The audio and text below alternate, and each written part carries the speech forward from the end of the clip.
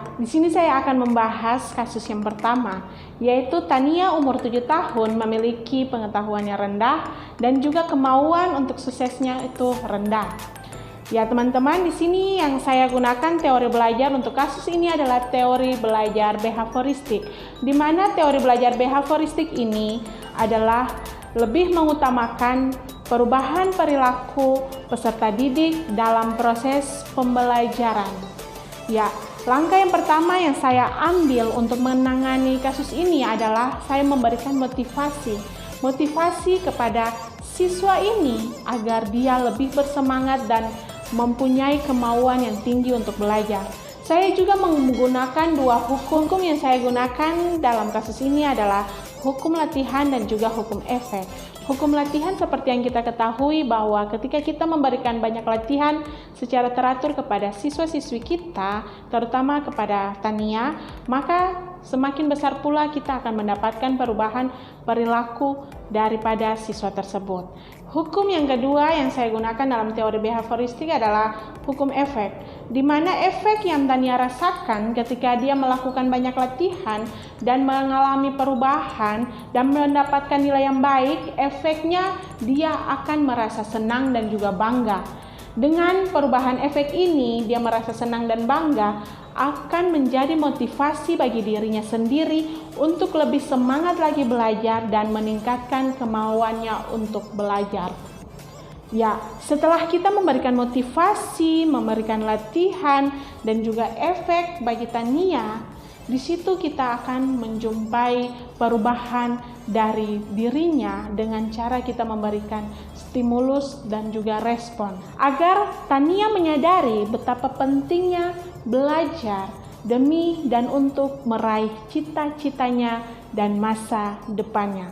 Demikian pembahasan saya tentang permasalahan yang pertama. Terima kasih. Saya akan melanjutkan kasus yang kedua, yaitu mengenai Samuel, anak 10 tahun yang menjaga harga dirinya tetapi memiliki rasa takut yang tinggi akan gagal.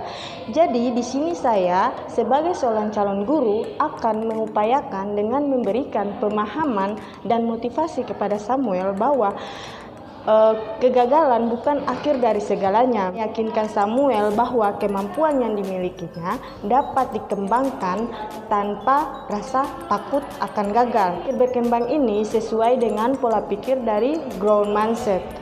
Upaya ini sesuai dengan pendapat Maslow tentang teori humanistik, yaitu mengembangkan motivasi peserta didik dalam proses pembelajaran.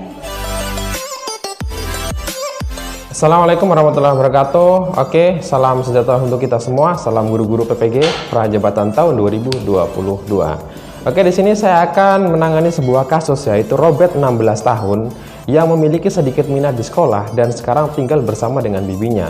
Itu berarti bahwa sekarang Robert sudah tidak tinggal dengan orang tuanya.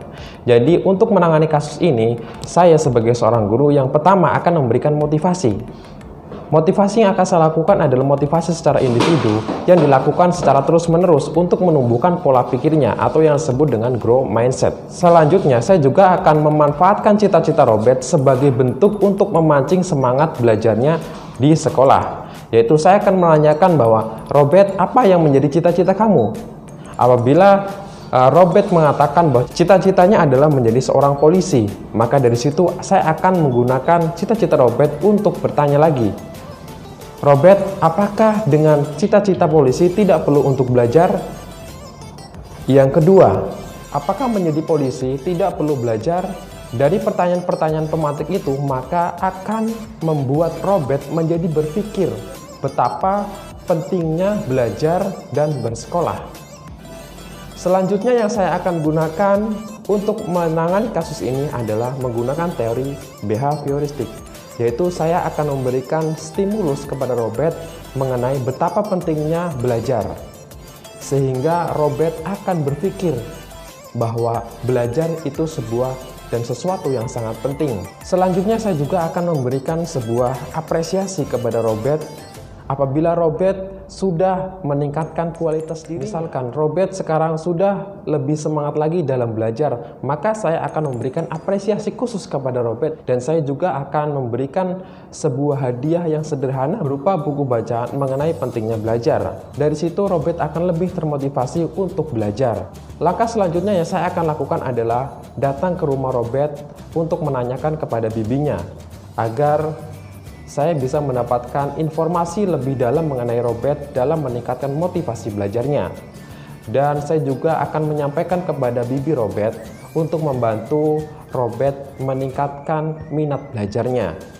Langkah terakhir yang akan saya lakukan adalah memastikan Robert sampai benar-benar memiliki pikiran betapa pentingnya belajar dan bersekolah, sehingga apa yang sudah saya lakukan sebelumnya itu dapat membuahkan hasil. Oke, mungkin itu saja pendapat saya mengenai Robert. Apabila ada kurangnya saya mohon maaf. Akhir kata wabillahi taufiq wal hidayah. Assalamualaikum warahmatullahi wabarakatuh.